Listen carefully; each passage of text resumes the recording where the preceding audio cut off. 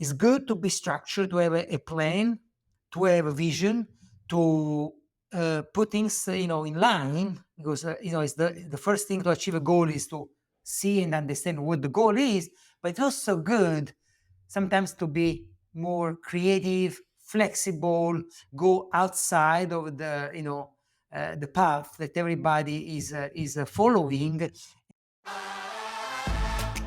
Welcome to Small Acts of Rebellion, a podcast where the unspoken narratives at the intersection of our personal and professional lives come to light.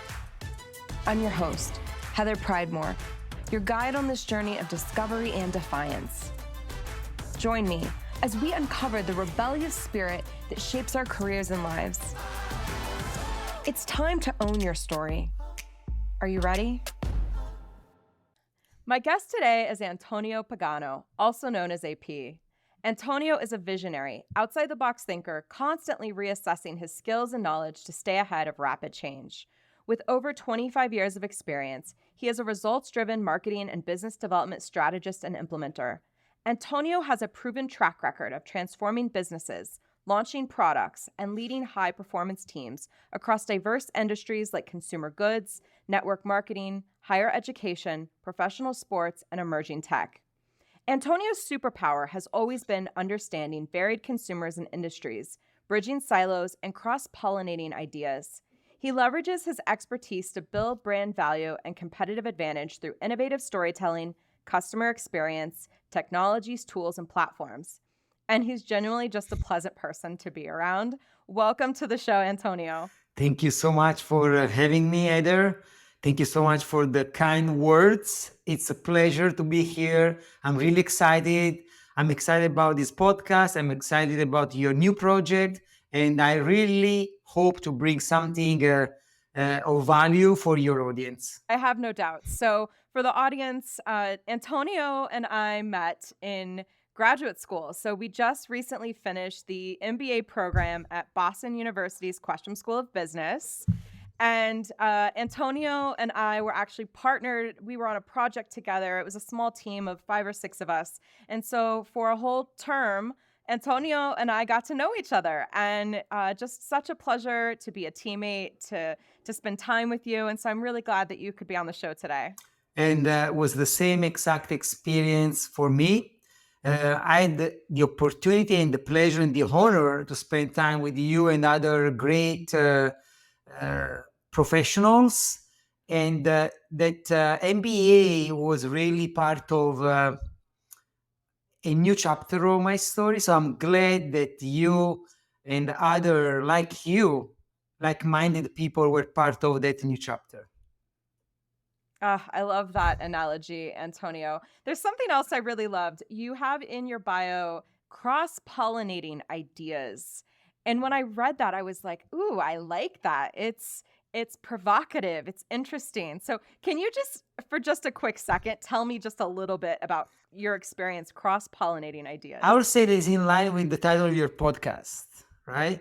It's my little act of rebellion. I believe in cross-pollination, and I know sounds sometimes, a cliche, sounds politically correct, but I honestly is what I've done for my entire adult life. And for some people, moving from an industry or from a career to another can be, negative, or can be seen as not having clear idea on what we want, right? Or changing too much can be seen as lack of some sort of, pathway on what you want. I've seen my changing career, changing industries as on the opposite, as a way to really bring value wherever I do, wherever I go, right? One of my superpower is cross-pollinating, so going beyond those written or unwritten barriers and bring value. So bringing a different mindset, bringing a different approach, different what is again, it's called outside the box thinking. In a sense, another cliche, but it's really what I do. But I can bring in the marketing world, in the corporate world, what I learned in a different industry, and there will be a little bit an edge, right? Will be a little advantage point that I can have compared to someone else that maybe can be more specialized but doesn't have a different viewpoint. Now, that's a great segue, Antonio, because you have a really dynamic resume. And so, you've just added this MBA to a resume that's already really quite impressive. You have time in the military, being an attorney, marketing, academia, and entrepreneurship. And so, could you just kind of walk us through your career and how each of these experiences has contributed to your personal and your professional growth? I like to think to my career like an infinite journey of innovation and cross pollination, as we just said. So I started with law school. I really enjoyed law in terms of topics. In Italy, after you complete your law school, you cannot sit just yet to take the bar, as for example in California and in many other states here in the US. But you need to take 2 years of mandatory practice. So it's what I did. I had this great experience in a law firm, and I paid my due before I was able to sit for the bar, and the bar is once a year. So I sit for the bar, I waited my 2 years plus, and I passed the bar, and then I realized, oh my God, I'm not sure I like to be an attorney. And in between, few years ago in Italy, there was what is called mandatory military service. So basically, you either go after high school, or if you go to college, if you go to university, you can solve this obligation after you complete your degree. Is what I did. Basically, in between my law school completion and taking the bar, I was an officer for a special court called Guardia di Finanza that is focused on tax evasion, on drug, on corruption. So it was a very, very specialized force. And I went to academy. I went to the academy for a few months. I graduated from the academy. I became a lieutenant, and I spent, some time in this new role. Completed my mandatory military service. I started working in corporate marketing, and I remember my first experience was knowing nothing about marketing. I was lucky enough to have this opportunity, and I had all my steps from junior product manager, brand manager, marketing manager, director of marketing. So that was fantastic because I really realized, oh my God, I'm a marketing person, and I didn't know because I didn't go to business school. I didn't have a degree in marketing, but actually with self-taught techniques. I was reading books. I was reading Kotler and Porter and Seth Godin. I realized, oh my God, I can do really well in marketing. And actually, I really love marketing. So, law degree, military experience, marketing, study with marketing. And then I became director of marketing for a company that was actually sponsoring, and this is another big change, was a big sponsor of a professional rugby team. And I realized, oh my God, I can do marketing instead of in a corporate settings, in corporate environment, I can do marketing in the sports environment. Let me backtrack for a second. When I was a child and I was in the Amalfi Coast and I was 8 years old and I was envisioning my life in the United States, it was always my dream. I had two other dreams. The two other dreams were to become a professional athlete. And because probably I watched Top Gun 26 times, the first one, the second dream was to become an officer in a special military corps, like Navy or Army, etc. So my first dream was realized when I became an officer. So checked, right? The second one was becoming a professional athlete because I was, pretty good in sports that I never had, the chance to become professional athlete. But when I saw the opportunity to move from corporate to professional sports, but more in a professional on the back end as a marketing, I decided to go. And it was again another big change. I was in that industry for a few years with the great success, at least personally. Director of marketing for a professional team. I received a proposal as a general manager of another professional rugby team. At that time, I wrote my first book. That was Oval Marketing. Oval is, of course, the shape of the rugby ball. And I remember that I was relatively successful, youngest general manager of a professional rugby team, the only one not coming from playing rugby professionally. And I had one of those moments where I said, okay, I'm relatively successful. I'm on newspaper, I'm on the news. I just wrote this book, but I'm not happy. So what I did, I took 2 weeks and I visit California. And after these 2 weeks in which I, visited different places, Santa Barbara, San Diego, San Francisco, LA, I came back to Italy. I went back to Italy and I told my boss at the time, that was the president of the team, I'm leaving at the end of the season.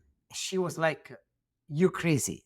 You have 3 years contract with us. You're the youngest, the most, we invest in you. And I said, well, I need to follow my dream. And, my family was supportive. Everybody was supportive. But I think they thought maybe he will come back. Maybe he will change his mind. And that year, it was 2010, I moved to Santa Barbara, start finding collaboration opportunities. I started working with the UC Santa Barbara. I started working with the sports academy that I was managing. That was, another restart, another change of my career, and it was a big one because in Italy everything was relatively easy for me. Graduated easily. I passed the bar first attempt. I, had a big, fast career in marketing. I had a fast career in sports management. And then when I moved to Santa Barbara in California, it was like hitting a wall. It was like, oh my God, like a reality check. What's going on? Language barrier. I didn't have connections. I didn't understand the way of, doing business here. And I was seeing like, oh, this is the nice guy, Mr. Nice Guy. And for me, it was great, but I wanna be seen as the professional, right? What I was in Europe. I had the opportunity in the US to work in a higher education. I had a quick experience in as an entrepreneur. I had this idea to develop and create a chain, a restaurant chain that unfortunately didn't work out well. But that chain and that first store connected me with UC Riverside, with another University of California. Start teaching sports management, what I was doing. It was one of my passion, marketing. And then I became director of marketing for them, chief experience officer, the first chief experience officer for the entire UC system, not on the medical and health side. And then I became assistant dean. So it was a great, fast career, very interesting. It was another moment in which I was thinking, oh my God, how I can bring my law background, my marketing experience, my professional sports knowledge to higher education. And I think that the key was experience, right? The student experience and the student success. That led me to another important moment, November 2021, when I decided to invest in myself, to as a lifelong learner, to go back to school and attend business school after law school and achieve one of the my dream. That was getting an MBA from an American university, a good university, was Boston University. So there's a few things I Yep. want to circle back on, Antonio. Earlier, when you were still in Italy, you made the comment that you realized that you weren't happy. And part of my interpretation of your story was that you were constantly looking for challenge. It sounded like things were kind of happening relatively easy for you and you were seeking this challenge. Is that a correct assumption? It is. And sometimes, when things happen too easily or too fast, you don't savor them, you don't appreciate them. I think that part of me changing and being a more mature person, not just a professional, is also understanding and appreciating things more, smelling the roses, as they say, right? So before, I was always on the go, and this is great because if you are self-driven, if you are self-motivated, and if you are always looking for new, higher, goals to achieve, it's great. At the same time, you're never really enjoying them. So I also realized that besides being driven, besides being motivated, that I think I still am, I'm also I also learn how to stop and enjoy those achievements and enjoy those moments in which I really that I worked hard to get there. Why? Because if you enjoy those moments, if you really realize how important are those moments for you, and they will support you when you have your lows, in the moment in which things are not going as fast and as good as you're expecting. So they'll motivate, they will remind you that you have done it. It's a kind of a muscle memory for your success. I think what happened was, yes, I knew inside of me that I was not happy, but also things were happening so fast that I was not understanding, enjoying, and savoring properly. So that was, moving to the US was another lesson to teach me that I have to be, also more appreciative of things that happen to me and happen for me. Now, you talked about when you were moving into marketing, how there was a lot of self education that took place there. And then you just spoke again when you said you came to the US and you decided to invest in yourself and get this MBA. Again, you talked about being a lifelong student. Can you talk just a little bit more about the role that continuous learning has played as you've moved through all these various stages of your career? Absolutely. I think that curiosity and realizing that more you know, more you don't, is a key. I've been always very curious. I've been always very interested in learning new things. I also have been always willing to, rediscuss my point of views, my pillars, right? Not because they were not strong, but actually because I knew that I didn't know everything. So the lifelong learning that is actually part of also the higher education environment that I worked with is literally what describes me. So keep learning, keep looking, keep understanding, keep changing perspective. Literally, put yourself in other people's shoes and see how that change will enrich you, will not take away from you, will actually add to you because will add another small power to your way to understanding the world and understanding the others. I think that was one of the things that I found really beneficial from the program at Boston University. We were taking classes with people from all over the world. We were getting that exposure to such diverse perspectives because not only are we talking now about, you know, diversity of gender and age and nationality and, even like time zone. I mean, like all of our perspectives were coming from such different places. And so it was a very enriching experience. I talk about continuous learning a lot. As you mentioned, I'm a lifelong learner. It's something it's a cornerstone of my values. But I think that what I love your point about how people can also be part of your continuous learning, right? And it's through empathy and perspective and, you know, curiosity that we gain some of that continuous learning. So it doesn't always have to be academic, it doesn't always have to come from a book. Sometimes it comes from experience. And the key to that is just being present. Absolutely. And I give you a little funny fact. One of the way I used to improve my English was watching Netflix nonstop. And for me, it was like a funny way. Of course, watching movies is funnier than reading a textbook, but also was a way to understand culture. So it was not just a matter of, okay, now I'm expanding my vocabulary. I know more words, or I know how they say something, or, little slang, but it was a way to understand people. So I agree with you 100%.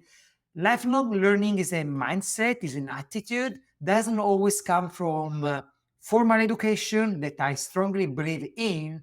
It doesn't always come from a book, or a course that you're taking, but can come from different sources. And definitely changing perspective and putting ourselves in other people's shoes is one of the lifelong learning tool that we should use. Now, I want to take a little bit of a pivot here because I have to assume, Antonio, with as many roles as you've navigated, having such a multifaceted career path, you've undoubtedly faced some challenges along the way. And I know you talked a lot about the aspects that were easy, and you did mention hitting a little bit of a wall when you got to the US. But I'm just curious, are there any specific highs or lows that really stand out to you? When I was looking for patterns in my life, I realized that I had highs and I had lows, right? I had the moment in which I was winning, the game of life, and moments in which I was losing it. And what I realized in this introspective, analysis was that what was making the difference was the way I was reacting to both the wins and the loss, right? So, as I said before, I learned that I should enjoy and savor more the winning moment, but I also learned that I had to understand what happened during the low moment, understand why it happened, and learn from that. It doesn't mean that I won't be able to always win, but also will mean for me that I will be able to perhaps, hopefully, not repeat the same mistakes, or at least understanding what that experience was, meant for me, or was teaching to me. My entrepreneurial experience was another tough experience. I invested a few years of my life, lot of savings. I involved other people of which I felt responsible for their time, their investment, and unfortunately, it didn't work out as planned, right? But also taught me a lot. Taught me that I had to plan better. I had to consider plan B and plan C. I had to involve different expertise, different in minds. I learned that you need to be very flexible and able to change gear. Well, let me ask you a question, Antonio, because as I'm listening to you, the very first thing you said was that you stopped to recognize the patterns in your life. And so, very like it's one of those things I feel like sometimes can be a little easier said than done and does require a certain level of intentional reflection.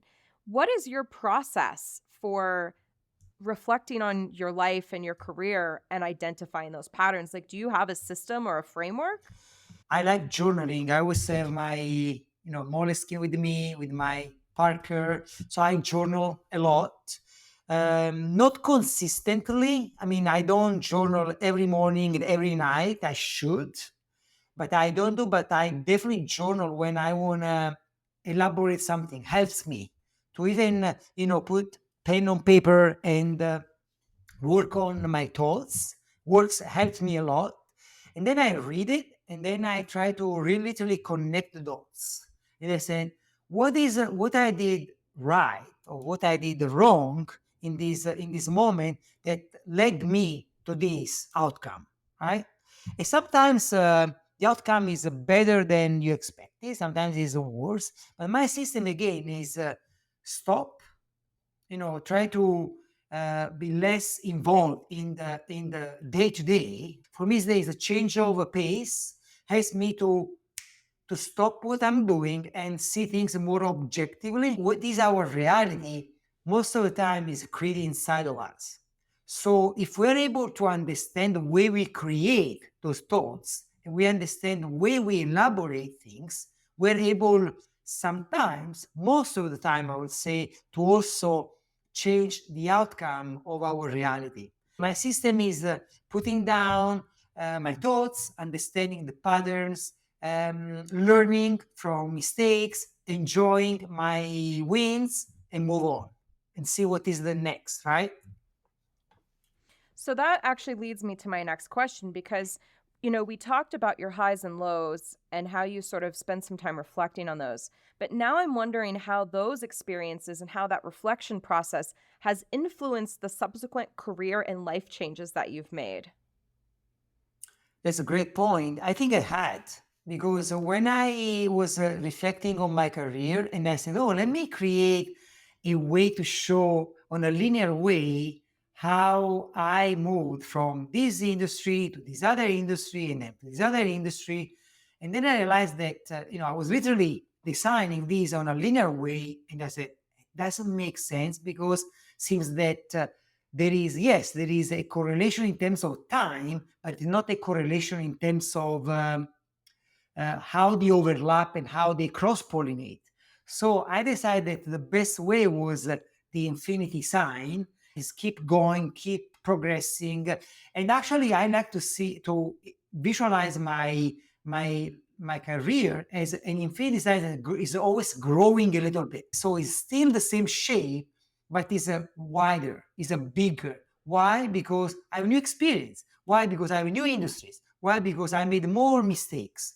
Often when we see people talk about their journeys, there are things like stairs, right? And so it's like this sort of jagged, blocky looking visual element. But what I think is really interesting about how you're describing your career development, Antonio, is that it has a certain amount of flow to it. Is that intentional? I think it is and it is not. Partly because I realized this pattern after all. I didn't start my career as, oh, I want to have a diverse, cross pollinating career that will look like after 25 years, like an infinity sign. I didn't. Actually, I was following my instinct, my passions, my joy for life, and I was going, right? I was moving from here to there. So in my case, I connected the dots and I realized, oh my God, these dots are an infinity sign. So was not intentional to start with, but definitely became intentional once I realized the pattern. I have one more question on this specific topic. And, I think when I hear about your career, Antonio, I think a lot about traditional markers of success. And so you have had a lot of traditional markers of success. You've had titles, you've had prestigious roles, you have worked in a lot of very traditional types of work environments, corporate environments, legal environments, military environments, all very traditional in sort of their cultures, let's just say. And yet you aren't afraid to sort of drop one and pick up another. And I would say that traditionally speaking, or maybe like people from the outside looking in would say, Antonio, you're crazy. You just got this great title and you've got this great job and you work in this great industry and you're just going to leave that to go do something else. And so have you had those conversations and how do you feel internally about that sort of tension of like, I've made success and now I've decided I'm just going to leave that and go do something else? Well, trust me, Heather, I have those conversations with myself all the time. So there are a couple of points here. One is the difference between success and happiness.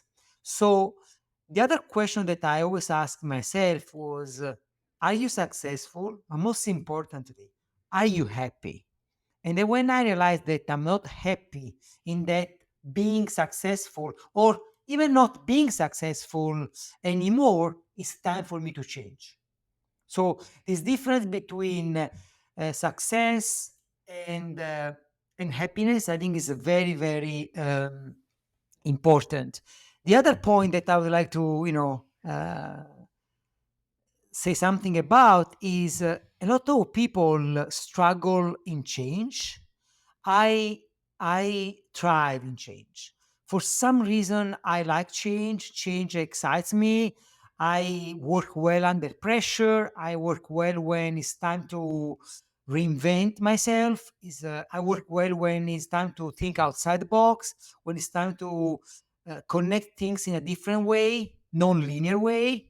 So for me, change, not for the sake of changing, but change for the sake of being happy again or being happy for some time is something that I look for. And actually, I realized there is also another retrospective analysis. I perform well. So that actually leads me to my next big topic. And I think you actually said the word. You talked about reinvention. And so as someone who is constantly reinventing themselves, what comes next? That's a big question. And I think that the beauty of life is also not knowing or not fully knowing what comes next. So I took my MBA because I want a progression in my career that brings me to C-suite level, right? Otherwise, I won't go on that, hardness of, studying or investing time and money. But the beauty, the creative side of my personality also is not sure will be that the C-suite level in back to corporate, will be in professional sports, will go back to higher education, will reinvent myself with another entrepreneurial experience or adventure. I don't know. But you do have a new project that is also a bit of a reinvention. And so you've been doing some dabbling in artificial intelligence. Can you talk a little bit about what you've been working on? Absolutely. I love new technology. And I think that this combination of analogic and digital, again, my Moleskine with my Parker pen, with my, gadgets is something that makes me proud of this ability. As a Gen X, I've been able to see the old way, things done the old way, but I'm also lucky enough to be in this big world changing right now. So because I always like the new technology, I've been fascinated with artificial intelligence when OpenAI and other organizations launched their first generative AI like DALI. I remember I was excited. I didn't sleep at night because I was playing with it. I say, "Oh my god, this is a." It seems like I have another superpower in which I can transform my view, my vision, my idea in something concrete without having a graphic designer, without having someone that is able to understand what I'm trying to achieve and realizing it. So I start playing it. I start really understanding how these new tools were able to support me in my professional life, in my personal life.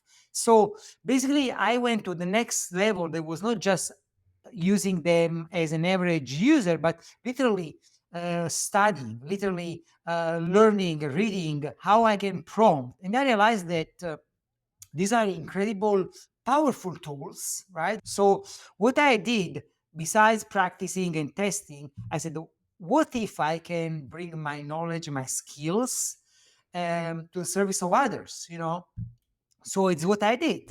I decided to prove my point that generative AI can be a perfect companion in creating content and in marketing products or services, that I use AI to co-create, to co-write my book. And actually, on the cover page is my name, and is the co-author that is this imaginary AI that I called Claudio GPT. I gave an Italian name, and GPT, of course, as a model, a trained model.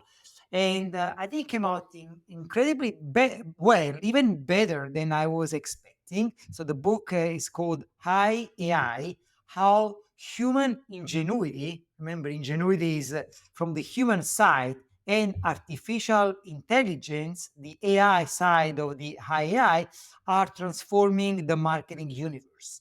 So the book is basically semi-serious stories in which there is this back and forth between AP and Claudio, and Claudio complains that AP is taking credit. AP is the visionary, is the one with the ideas. Yes, he created the outline, but I did the hard work in developing the chapters. And AP is picky, and it was to change things. And he's always asking me to keep conversational and add more case studies and add more examples. So it's very funny, but also it's very, very useful. Obviously, I'm biased on my own book, but I genuinely believe that this book can help a lot of people to refine their knowledge and skills if they're already using these tools, or can be even the first approach to this incredible world that is the generative AI and this artificial intelligence bringing to us. I think it's an opportunity. So I hear a couple of things in there, Antonio. When we talked about this next phase of reinvention, when you were in the first half of what you were saying, you talked a little bit about maybe having a C-suite role as this next version of Antonio or AP. And then you also talked about artificial intelligence and sort of this new frontier of technology and how we navigate this in our world. Are there any other concepts that you feel drawn to at the moment as you start navigating this next chapter? Well, when I was, one of my retrospective moments and I was analyzing my strengths and my weaknesses, I realized, okay, I need perhaps a formal education in business, and is the reason why I decided to attend business school and to get my MBA. I decided that I was a little, start being a little dated as a manager. So I started saying, okay, let me try to understand and use these tools. But I also understand that the world is changing at speed that was unimaginable even 5 or 10 years ago. So the third element that I will add is flexibility, is also understanding how things change and adapt. So adaptability is another super important concept that doesn't mean being weak or being not decisive in what we do, but means understanding that things are not black and white, that there are a lot of gray nuances there that can be, explored and leveraged. So formal education, I still believe has a value, even if I'm a big fan of MOOCs, right? With these free courses and learning from any sources, as we said, understanding how new technologies, AI or blockchain, for example, can help and will change the world, right? So being less structured sometimes. That's why in my infinity sign, the center, I have left brain and right brain, just to represent that it's good to be structured, to have a plan, to have a vision, to put things, in line, because it's the first thing to achieve a goal is to see and understand what the goal is. But it's also good sometimes to be more creative, flexible, go outside of the path that everybody is following. So, Antonio, we are approaching the end of our episode, but I want to ask you, if someone said this was too long, didn't listen, what is the one thing that you would want them to take away from this conversation? I would like to tell them, ask yourself if you are happy, because happiness is a state of mind. And if you're happy, most likely you're also successful, whatever success means for you.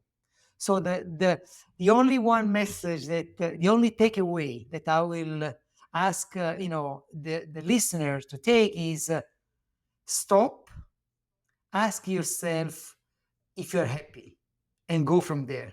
I had no idea when I invited Antonio to come on the show that we had so much in common philosophically. And the area that this showed up for me the biggest was actually near the beginning when we were talking about the cross-pollination of ideas. This shows up, I think, pretty commonly in the area of career development when we talk about transferable skills. And I think if you've been in the business world, you're very aware of the ideas of innovation. But innovation and novelty are also parts of cross-pollination. This is where these concepts really start to germinate. When you're able to take skills or knowledge and apply it in a place where it wasn't meant to be used, cross-pollination, innovation, novelty.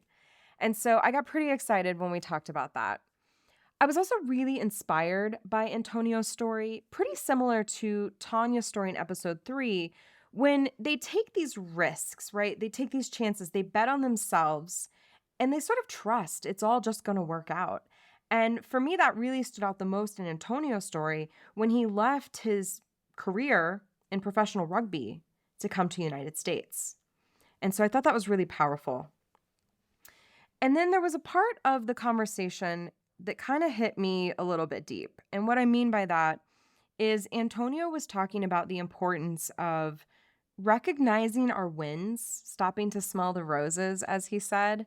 And this hit me a little bit deep because it's not necessarily an area that I've been the best in. For me, anytime I won an award or received any kind of praise or accolade, it was always like a level up. And I was always thinking, well, how do I outdo this? How do I get to the next level? And so it was me against me, but not always in the most healthy way. And so I really did appreciate Antonio's call out to the fact that it's important, win or lose, that we stop to reflect. And so I'm going to leave you on these words from Antonio. First, ask yourself, am I successful? And that success should be based on your own definition, not somebody else's. And then ask yourself, am I happy? Thank you for joining. If you enjoyed this episode and are seeking to redefine success on your own terms, subscribe to Small Acts of Rebellion and join a community that celebrates authenticity and personal growth.